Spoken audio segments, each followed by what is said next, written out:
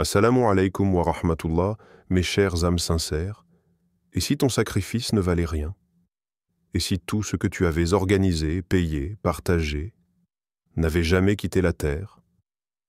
Dans cette vidéo, on va parler de Kourbani, oui, mais pas de viande ni de tradition. On va parler de ce que ton couteau ne peut pas trancher, ton ego, de ce que les réseaux ne montrent pas, ton intention, de ce que le ciel seul enregistre, ton obéissance, car aujourd'hui, beaucoup sacrifient en public, mais très peu adorent dans le secret. Beaucoup montrent, mais très peu donnent vraiment. Bienvenue dans ce rappel essentiel. Bienvenue à toi, fidèle abonné J, dans Oumma Academy, là où chaque mot cherche à purifier ton lien avec Allah. Reste jusqu'au bout. Car ce que tu découvriras ici pourrait bien être le début d'un vrai sacrifice, celui de ton ego. L'intention, ce que l'œil ne voit pas. Il y a des gestes que tout le monde peut voir. Un couteau levé, une bête couchée, des prières murmurées. Mais ce qu'Allah regarde ne se trouve ni dans la force du bras, ni dans le regard des gens. Il se trouve dans ce qui ne laisse aucune trace dans la poussière, mais résonne dans les cieux. L'intention. Le sacrifice ne commence pas à l'abattoir. Il commence dans le cœur. Ce n'est pas un spectacle, ni une tradition que l'on répète pour la galerie. Ce n'est pas un post Instagram bien cadré, ni une compétition familiale sur qui a offert le plus gros mouton. Le Kourbani est un appel intérieur, un acte d'amour envers le Créateur, un retour à la sincérité. Le prophète a dit « Les actions ne valent que par leur intention ». Et chaque année, combien offrent leur sacrifice pour les regards et non pour le regard d'Allah. Dans Surat al-Hajj, verset 37, Allah nous rappelle avec majesté « Ni leur chair, ni leur sang n'atteindront Allah, mais ce qu'il atteint de votre part, c'est la piété. » C'est cela, le vrai sacrifice. Ce n'est pas ce que tu montres au monde, c'est ce que tu caches en ton cœur, ce que tu offres sans bruit, ce que tu purifies sans orgueil. Et si tu veux que ton Kourbani soit accepté, commence là où personne ne regarde, mais où Allah voit tout. L'ordre d'Allah, pas celui du moment. Quand la prière de l'Aïd se termine, une effervescence traverse la foule. Les rues s'animent, les regards s'échangent, les appels se font plus pressants. C'est le moment du Kourbani. Mais dans cette hâte, beaucoup oublient une vérité essentielle. Le bon moment compte autant que le bon geste. Certains n'attendent même pas que la prière commence. Par empressement, par ignorance, ou simplement par routine, ils font couler le sang avant que les mains ne soient relevées vers le ciel. Et pourtant, le prophète a été clair, celui qui sacrifie avant la prière n'a offert qu'un simple repas à sa famille et non un Kourbani. Le Kourbani n'est pas un repas amélioré. C'est un acte d'adoration. Et toute adoration ne prend sa valeur que dans l'obéissance au commandement. Ce n'est pas à toi de décider quand cela commence. C'est Allah qui trace le départ. Le Coran le dit dans Surat al-Baqarah, verset 2. C'est le livre au sujet duquel il n'y a aucun doute, c'est un guide pour les pieux. Le croyant sincère n'agit pas selon la foule, mais selon la révélation. Il ne court pas après le couteau, il attend le signal divin. Parce que dans cette attente, il y a de la discipline. Et dans cette discipline, il y a la preuve d'un cœur soumis. Alors, avant de te précipiter vers le sacrifice, précipite-toi vers la prière. C'est elle qui ouvre la porte de l'adoration. Le reste n'est qu'un écho. Ce que tu offres dit ce que tu crois. Imagine que tu reçoives un invité cher. Un invité que tu aimes, que tu respectes. Lui, servirais-tu une assiette de nourriture avariée, une boisson tiède dans un verre ébréché? Lui donnerais-tu ce que tu n'oserais pas consommer toi-même? Et pourtant, combien offre à Allah ce qu'il ne donnerait même pas à un hôte de passage?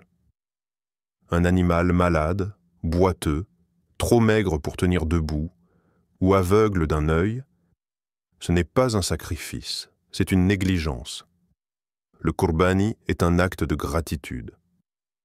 C'est le moment où tu dis à Allah Voici, ya Rabbi, un peu de ce que tu m'as donné, je te le rends avec amour. Alors comment oser lui rendre quelque chose d'abîmé, d'indigne? Le prophète a dit que 4 types d'animaux ne sont pas valides pour le sacrifice. Ceux qui sont visiblement aveugles, malades, boiteux ou émaciés. Et dans Sourate Al-Maïda, verset 27, Allah nous rappelle une histoire pleine de leçons. Allah n'agrée que de la part des pieux. C'est la qualité du cœur qui guide la main. Ce n'est pas le prix qui compte, mais le respect du don. Allah est pur et il n'accepte que ce qui est pur. Alors quand tu choisis ton animal, ne cherche pas ce qui coûte moins cher. Cherche ce qui te fait dire « Celui-là, je le donne pour Allah et je n'aurais pas pu faire mieux. » Quand l'adoration devient une vitrine, il y a des sacrifices que personne ne voit et qu'Allah élève au plus haut, et il y a ceux que tout le monde voit, mais qu'Allah rejette. Aujourd'hui, à l'ère des réseaux, l'adoration elle-même est parfois transformée en vitrine. Le mouton sacrifié devient une story, le sang devient contenu et le qurbani une opportunité d'image. On filme, on cadre, on monte une musique dramatique et on oublie que cet acte était destiné à Allah seul. Combien de fois lisons-nous « Cette année, j'ai offert le qurbani pour cette famille ». Mais dans l'ombre, d'autres ont géré les détails, payé, vérifié la conformité. Et pourtant, on cherche le crédit. On veut l'applaudissement, pas la charge. Le qurbani n'est pas un projet de communication. C'est un acte de dévotion. Et si ton ego prend toute la place, où se trouve encore ton adoration? Sourate Al-Insan, verset 9, nous enseigne l'essence du don sincère. Nous vous nourrissons par pure volonté d'Allah, sans vouloir de vos récompenses ni reconnaissance. Voilà la beauté de la sincérité, donner, faire, sacrifier, sans en faire une exposition. Alors avant de publier, pose-toi une question simple. Ce que je m'apprête à faire, est-ce vraiment pour Allah? Car si tu troques sa récompense contre des likes, tu as déjà tout perdu. Héritier d'un sacrifice qui ne parlait pas de sang, il ne s'agissait pas d'un animal, il ne s'agissait pas d'un rituel. Il s'agissait d'un père, regardant son fils droit dans les yeux, d'un fils tendant son cou sans trembler, et au-dessus d'eux, le regard d'Allah. Le qurbani, c'est cela, le sommet de la soumission. L'histoire d'Ibrahim et Ismaïl, alayhim as-salam, n'est pas un conte ancien. C'est un miroir que chaque cœur croyant doit affronter. Aujourd'hui, beaucoup sacrifient sans ressentir. On délègue, on paie, on clique, puis on mange. Mais qu'as-tu vraiment offert? Où est ton cœur dans tout cela? Où est ta conscience que ce jour est né d'un père prêt à tout perdre pour plaire à Allah? Le vrai sacrifice n'est pas dans la bête, il est dans l'ego, car il est facile de trancher une gorge. Mais es-tu prêt à trancher ton orgueil, ta dépendance au confort, ton attachement au matériel? Le Coran nous le rappelle dans Sourate As-Saffat, versets 106 à 107. Voilà vraiment l'épreuve évidente, et nous le rachetâmes par une immolation généreuse. Ce jour-là, Allah n'a pas voulu le sang d'Ismaïl.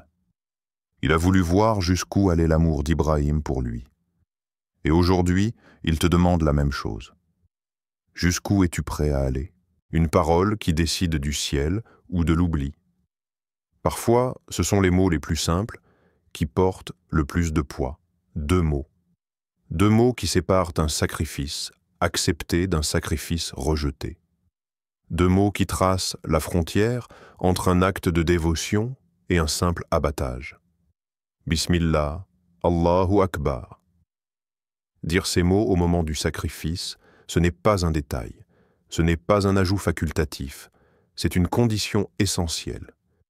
Car sans eux, le couteau ne coupe rien d'autre que de la chair, sans eux, l'acte ne monte pas au ciel. Combien de personnes préparent tout parfaitement, l'animal, l'argent, la logistique, mais oublient la parole qui sanctifie l'action? Combien délèguent à d'autres sans jamais vérifier si le nom d'Allah est prononcé? Et pourtant, dans ce simple oubli, l'adoration peut se perdre. Dans Sourate Al-An'am, verset 121, Allah nous avertit sans ambiguïté: ne mangez pas de ce sur quoi le nom d'Allah n'a pas été prononcé. C'est assurément une perversité. Alors que tu sacrifies de ta main ou que tu confies à un autre, veille à cette parole, rappelle-la, confirme-la. Ne l'assume jamais, car c'est par elle que ton intention s'élève. C'est par elle que ton Qurbani devient une offrande. Et c'est par elle que ton acte entre dans le livre des sincères. Ce que tu partages vaut plus que ce que tu gardes. Le jour du Qurbani n'est pas seulement un jour de couteau et de prière. C'est un jour de Rahma. Un jour où l'on voit si notre cœur bat pour autre chose que nous-mêmes. Le prophète ne gardait jamais tout pour lui. Il divisait la viande du sacrifice en 3 parts, 1/3 pour sa famille, 1/3 pour ses proches, et 1/3 pour les pauvres, les oubliés, ce que la vie a laissé de côté. Mais aujourd'hui, combien gardent tout au congélateur, remplissent les marmites, sans jamais penser à ceux qui n'ont même pas de quoi bouillir un œuf? Combien d'enfants regardent que la fête des autres sans y goûter? Combien de veuves, de réfugiés, de familles modestes se réveillent le jour de l'Eid, sans qu'on pense à eux? Le sacrifice, c'est l'amour d'Allah manifesté dans l'amour du prochain. C'est un cœur qui s'élargit pour faire de la place aux autres. Dans Sourate Al-Hajj, verset 36, Allah nous oriente: mangez-en et nourrissez-en le besogneux misérable. Il ne s'agit pas de charité, il s'agit de fraternité.